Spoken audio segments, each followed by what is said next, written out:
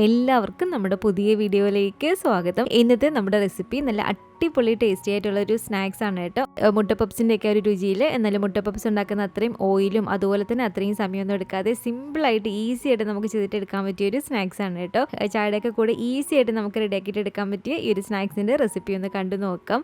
കൂടാതെ ഈ ഒരു വീഡിയോ കണ്ടുകൊണ്ടിരിക്കുന്ന സമയത്ത് നിങ്ങൾക്ക് ഇഷ്ടപ്പെടുവാണെങ്കിൽ മറക്കാതെ തന്നെ ആ ഒരു ലൈക്ക് ബട്ടണും കൂടി ഒന്ന് ക്ലിക്ക് ചെയ്യണേ.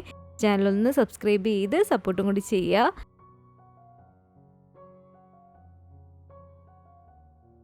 അപ്പോൾ ആദ്യം തന്നെ നമുക്കിതിലേക്ക് ഇതുപോലെ ഒരു പാത്രത്തിലേക്ക് കുറച്ച് ഓയിൽ ഒഴിച്ചു കൊടുക്കാം. ഞാനിപ്പോൾ ഇതിലേക്ക് വെളിച്ചെണ്ണയാണ് കേട്ടോ എടുത്തിരിക്കുന്നത്. ഈ ഒരു ഓയിലൊന്ന് ചൂടായിട്ട് വരുന്ന സമയത്ത് ഇതൊരു 4 മീഡിയം വലിപ്പമുള്ള സവാള ഇതുപോലെ ചെറിയതാക്കി ഒന്ന് കട്ട് ചെയ്തെടുത്തിരിക്കുന്നതാണ്. അത് നമുക്കിതിലേക്ക് ചേർത്ത് കൊടുക്കാം. പിന്നെ ഇതിലേക്ക് വേണ്ടത് ഇതുപോലൊരു 2 പച്ചമുളക് കട്ട് ചെയ്തിട്ട് എടുത്തതാണ്, അതും കൂടി ഇട്ട് കൊടുത്തിട്ടുണ്ട്. ഇതൊരു 1/2 ടേബിൾ സ്പൂൺ അളവിൽ ഇഞ്ചി തീരെ ചെറിയതായിട്ട് അരിഞ്ഞതാണ്. ഇതിലേക്ക് ഞാൻ വെളുത്തുള്ളി ചേർത്ത് കൊടുക്കുന്നില്ല. ഇഞ്ചി ചെറിയതായിട്ട് അരിഞ്ഞതും കൂടെ നമുക്കിതിലേക്ക് ഇട്ട് കൊടുക്കാം. ഒരു തണ്ട് കറിവേപ്പിലയും കൂടി ഇട്ട് കൊടുത്തിട്ടുണ്ട്. ആവശ്യത്തിന് ഉപ്പും കൂടി ഇട്ട് കൊടുത്തിട്ട് നന്നായിട്ട് നമുക്കിതൊന്ന് ഇളക്കിയെടുക്കാം. നമ്മളിത് വഴറ്റിയെടുക്കുന്ന സമയത്ത് ഒരുപാട് ഈ ഒരു സവാള അങ്ങ് വഴണ്ടങ്ങ് പോകേണ്ട ആവശ്യമൊന്നുമില്ല കേട്ടോ. അത്യാവശ്യം നന്നായിട്ട് ഒരു സവാള ഒന്ന് വഴണ്ടൊന്ന് വാടി വന്നാൽ മതി. ഒരുപാട് അങ്ങ് വഴറ്റിയെടുക്കേണ്ട ആവശ്യമില്ല. അപ്പോൾ ഇതുപോലെ നന്നായിട്ട് ഇളക്കി കൊടുത്ത് സവാള അത്യാവശ്യം നന്നായിട്ടൊന്ന് വാടി വരുന്ന സമയത്ത് ഇനി ഇതിലേക്ക് ഒരു 1/4 ടീസ്പൂൺ അളവിൽ മഞ്ഞൾപ്പൊടി ചേർത്ത് കൊടുക്കാം. ഇതിലേക്ക് കുറച്ചേറെ തന്നെ മല്ലിപ്പൊടി വേണം. 3 ടീസ്പൂൺ അളവിൽ മല്ലിപ്പൊടി ചേർത്ത് കൊടുക്കാം.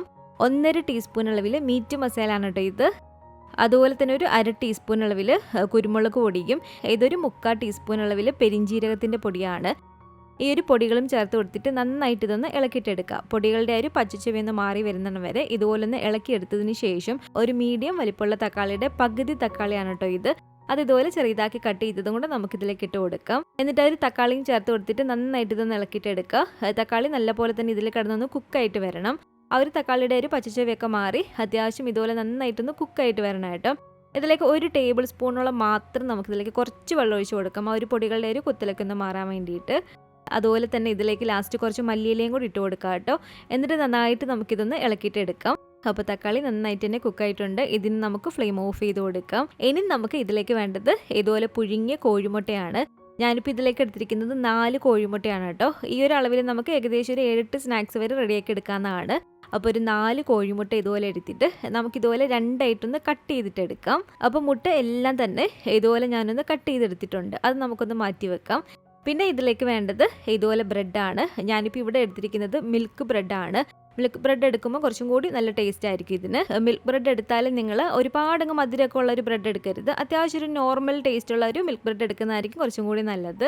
അതുപോലെ തന്നെ ഞാൻ എപ്പോഴും പറയുന്ന പോലെ നമ്മൾ ബ്രെഡ് കൊണ്ടുള്ള സ്നാക്സ് ഉണ്ടാക്കുന്ന സമയത്ത് നല്ല സോഫ്റ്റ് ആയിട്ടുള്ള പെട്ടെന്ന് പൊടിഞ്ഞൊന്നും പോകാത്ത ടൈപ്പ് ബ്രെഡ് തന്നെ നോക്കിയിട്ട് എടുക്കുക. ഈ ഒരു ബ്രെഡിൻ്റെ 4 സൈഡും കട്ട് ചെയ്ത് നമുക്ക് ഇതുപോലെ ഒന്ന് മാറ്റാം. അപ്പോൾ എല്ലാ ബ്രെഡിൻ്റെയും ആ ഒരു മൊരിഞ്ഞിട്ടുള്ള 4 സൈഡും ഇതുപോലെ കട്ട് ചെയ്ത് മാറ്റിയിട്ടുണ്ട്. ഇനി ഇതുപോലെ നമുക്കൊന്ന് പരത്തിയിട്ടെടുക്കാം. ഇതിപ്പോൾ കണ്ടില്ല, നല്ല സിമ്പിളായിട്ട് ഇത് പരത്തിയെടുക്കാൻ പറ്റുന്നുണ്ട്. എങ്ങനെ നമ്മൾ പരത്തിയാലും പൊട്ടിയൊന്നും പോകാത്ത ബ്രെഡ് വേണം നമ്മളിതിലേക്ക് എടുക്കാൻ വേണ്ടിയിട്ട്. അപ്പോൾ ഇതുപോലെ ഞാനൊന്ന് പരത്തി എടുത്തിട്ടുണ്ട് എല്ലാം തന്നെ. നമ്മൾ ഓരോ ബ്രെഡും എടുത്തിട്ട് അതിലേക്ക് ഞാൻ കുറച്ച് ടൊമാറ്റോ കെച്ചപ്പ് ഒന്ന് സ്പ്രെഡ് ചെയ്ത് കൊടുക്കുകയാണ് കേട്ടോ. നിങ്ങളുടെ കയ്യിൽ പിസ്സ സോസ് ഒക്കെ ഉണ്ടെങ്കിൽ അത് സ്പ്രെഡ് ചെയ്ത് കൊടുത്താൽ കുറച്ചും കൂടി നല്ലൊരു ടേസ്റ്റ് ഉണ്ടാവും.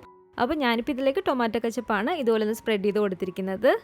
അതിനുശേഷം നമുക്ക് ഒരു 1-2 ടീസ്പൂൺ അളവിൽ ഉള്ളിയുടെ ഒരു ഫില്ലിംഗ് ഒന്ന് വെച്ച് കൊടുക്കാം. അതിൻ്റെ മുകളിലേക്ക് നമ്മൾ കട്ട് ചെയ്ത് വെച്ചിരിക്കുന്ന ഈ ഒരു മുട്ടയില്ലേ, ഈ ഒരു മുട്ടയും കൂടെ വെച്ച് കൊടുക്കുക. എന്നിട്ട് വേറൊരു പാത്രത്തിൽ ഇതുപോലെ നമ്മൾ കുറച്ച് വെള്ളം എടുത്ത് വെക്കണം കേട്ടോ. ആ ഒരു വെള്ളം ഈ ഒരു 2 അറ്റത്ത് നമ്മൾ ഇതുപോലെ ഒന്ന് കുറച്ചൊന്ന് ആക്കി കൊടുക്കുക. ആ ഒരു വെള്ളം കൊണ്ട് നമ്മൾ ഇതുപോലെ ഒന്ന് ആക്കിയൊന്ന് സോഫ്റ്റ് ആക്കി എടുത്തതിന് ശേഷം ആ ഒരു 2 സൈഡും പിടിച്ചിട്ട് ഇതുപോലെ നമ്മളൊന്ന് പ്രസ് ചെയ്ത് കൊടുക്കുക, അതൊന്ന് ഒട്ടിയിരിക്കാൻ വേണ്ടിയിട്ട്. എന്നിട്ട് ഇതുപോലെ ചെറിയ ഈ ഒരു സ്റ്റിക്കില്ലേ, ഈ ഒരു സ്റ്റിക്ക് വെച്ചിട്ട് ആ ഒരു മുട്ടയും കൂടെ കൂട്ടിയിട്ട് നമ്മൾ ഇതുപോലെ ഒന്ന് കുത്തി കൊടുത്താൽ മതി. നിങ്ങൾ വിട്ടിങ്ങനെ പോകുന്നുണ്ടെങ്കിൽ ആ ഒരു അറ്റം പിടിച്ചിട്ട് കുറച്ചും കൂടി വെള്ളം കയ്യിലാക്കിയിട്ട് നമ്മളൊന്ന് ഒട്ടിച്ച് കൊടുത്താൽ മതി കേട്ടോ. അതങ്ങനെ അവിടെ തന്നെ അങ്ങ് ഇരുന്നോളും. അതുപോലെ തന്നെ ഇത് കുക്കായി കഴിയുമ്പോഴത്തേക്കും ആ ഒരു അറ്റം നല്ല പോലെ തന്നെ ഒട്ടി അങ്ങ് ഇരിക്കും. അത് വിട്ടൊന്നും പോകത്തില്ല. കുക്കായി കഴിയുമ്പോഴത്തേക്കും നമ്മൾ ഇതുപോലെ ഒട്ടിച്ച് തന്നെ അങ്ങ് കൊടുത്താൽ മതി. അപ്പോൾ ഇതുണ്ടല്ലോ, ഇത്രയേ ഉള്ളൂ. ഇതുപോലെ തന്നെ നമുക്ക് ബാക്കിയുള്ളതെല്ലാം ഒന്ന് ചെയ്തിട്ടെടുക്കാം. ഇങ്ങനെ ഞാൻ എല്ലാം തന്നെ ഇവിടെ റെഡിയാക്കി എടുത്തിട്ടുണ്ട്.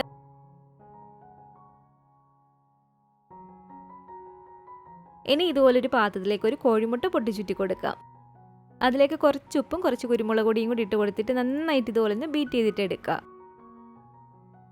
ശേഷം ഇതുപോലൊരു പാത്രത്തിൽ ഞാനൊരു ബട്ടർ പേപ്പർ ഇട്ട് കൊടുത്തിട്ടുണ്ട്. ബട്ടർ പേപ്പർ ഇപ്പോൾ ഇല്ലെങ്കിലും കുഴപ്പമൊന്നുമില്ല.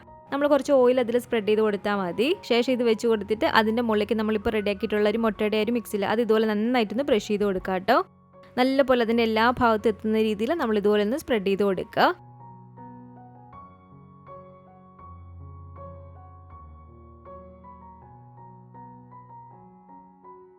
ഇതുപോലെ നമ്മൾ സ്പ്രെഡ് ചെയ്ത് കൊടുത്തതിന് ശേഷം ഇതുപോലെ ഒരു കുക്കറിലാണ് കേട്ടോ ഞാനിപ്പോൾ ഇത് ആദ്യം ഇതൊന്ന് കുക്ക് ചെയ്തിട്ട് എടുക്കുന്നത്. പ്രത്യേകം ശ്രദ്ധിക്കുക, ഇതിൽ വിസിലിടരുത്. വിസിൽ നമ്മൾ ആദ്യം തന്നെ എടുത്ത് മാറ്റി വെച്ചതിന് ശേഷം വേണം കുക്കർ എടുക്കാൻ വേണ്ടിയിട്ട്. അത് പ്രത്യേകം ശ്രദ്ധിക്കണം കേട്ടോ. വിസിലിൻ്റെ ആവശ്യമേ നമുക്കിതിലില്ല. അപ്പോൾ ഒരു വിസിലെടുത്ത് മാറ്റി വെക്കുക. ശേഷം ഇതുപോലെ അടച്ചിട്ട് മീഡിയം ഫ്ലെയിമിൽ ഒരു 2-3 മിനിറ്റ് ഈ ഒരു കുക്കർ നമ്മളൊന്ന് പ്രീ ഹീറ്റ് ചെയ്യുക ആദ്യം. അങ്ങനെ 2-3 മിനിറ്റ് പ്രീ ഹീറ്റ് ചെയ്തതിന് ശേഷം ഈ ഒരു പാത്രം ഇതിലേക്ക് ഇറക്കി വെച്ച് കൊടുക്കുക. പാത്രം ഇതുപോലെ ഇറക്കി വെച്ച് കൊടുക്കുന്ന സമയത്തും പ്രത്യേകം ശ്രദ്ധിക്കണം. ഈ ഒരു കുക്കറിൻ്റെ അകത്ത് അതുപോലെ ഒരു സ്റ്റാൻഡ് ഇറക്കി വെച്ച് കൊടുത്തതിന് ശേഷം അതിൻ്റെ മുകളിലാണ് നമ്മളൊരു പാത്രം വെച്ച് കൊടുക്കേണ്ടത്. അത് പ്രത്യേകം ശ്രദ്ധിക്കണം കേട്ടോ. ഇനി ഇത് അടച്ച് വെച്ച് കൊടുത്തിട്ട് മീഡിയം ഫ്ലെയിമിൽ തന്നെ ഏകദേശം ഒരു 15-20 മിനിറ്റ് ഒക്കെ ആകുമ്പോഴത്തേക്ക് നമുക്ക് നന്നായിട്ട് കുക്കായി കിട്ടും. ഒരു 15 മിനിറ്റ് ഒക്കെ കഴിയുമ്പോൾ നിങ്ങൾ തുറന്ന് നോക്കുക. നമ്മളൊക്കെ എടുക്കുന്ന ഓരോരുത്തരുടെ ഒരു കുക്കറൊക്കെ അനുസരിച്ച് ചിലപ്പോൾ ഒരു സമയത്തിൽ കൂടുതലോ കുറവൊക്കെ വന്നെന്നിരിക്കാം. എനിക്കിപ്പോൾ ഏകദേശം ഒരു 15-20 മിനിറ്റിനുള്ളിൽ തന്നെ ഇത് നന്നായിട്ട് ഇവിടെ ബേക്കായി കിട്ടിയിട്ടുണ്ട്. ഇതിപ്പോൾ കണ്ടില്ലേ, നല്ല അടിപൊളിയായിട്ട് തന്നെ നമുക്കിവിടെ റെഡിയായി കിട്ടിയിട്ടുണ്ട് കേട്ടോ. ഇതിന് നിങ്ങൾക്ക് ഇതുപോലെ കുക്കറിലല്ലാതെ നമുക്ക് സാധാരണ ഓവനിൽ കുക്ക് ചെയ്തിട്ട് എടുക്കാം. അതുപോലെ ഇതുപോലെ എയർ ഫ്രയറിൽ വെച്ചിട്ട് നിങ്ങൾക്ക് ഇത് കുക്ക് ചെയ്തിട്ട് എടുക്കാം. ബാക്കിയുള്ളത് ഞാൻ ഇതുപോലെ എയർ ഫ്രയറിൽ വെച്ചിട്ടാണ് കേട്ടോ ഇത് കുക്ക് ചെയ്തിട്ട് എടുക്കുന്നത്.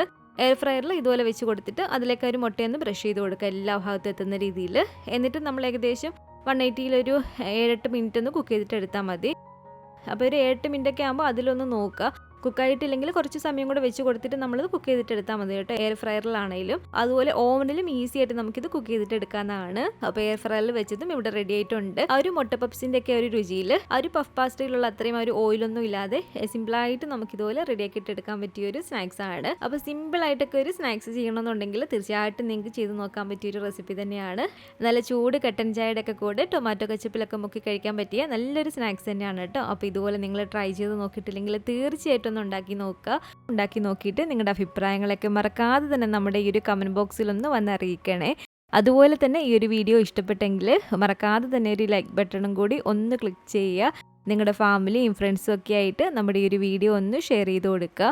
പുതിയതായിട്ട് ഈ ഒരു ചാനൽ ആരെങ്കിലും കാണുന്നുണ്ടെങ്കിലും ഇതുവരെയായിട്ടും ഈ ഒരു ചാനൽ സബ്സ്ക്രൈബ് ചെയ്തിട്ടില്ലെങ്കിലും താഴെ കാണുന്ന ഒരു സബ്സ്ക്രൈബ് ബട്ടണും കൂടി ഒന്ന് പ്രസ് ചെയ്ത് സപ്പോർട്ട് ചെയ്യണേ. കൂട്ടത്തിൽ കാണുന്ന ബെല്ലൈക്കണും കൂടെ ഒന്ന് ക്ലിക്ക് ചെയ്ത് അതിൽ ഓൾ എന്നൊരു ഓപ്ഷൻ തന്നെ കൊടുക്കുകയാണെങ്കിൽ ഞാൻ പുതിയ റെസിപ്പികളൊക്കെ ഇടുന്ന സമയത്ത് നിങ്ങൾക്ക് അതിൻ്റെ നോട്ടിഫിക്കേഷൻ കിട്ടുന്നതായിരിക്കും. ഇൻഷാ അല്ലാഹ് വീണ്ടും നമുക്കിതുപോലെ നല്ലൊരു റെസിപ്പി ആയിട്ട് കാണാം.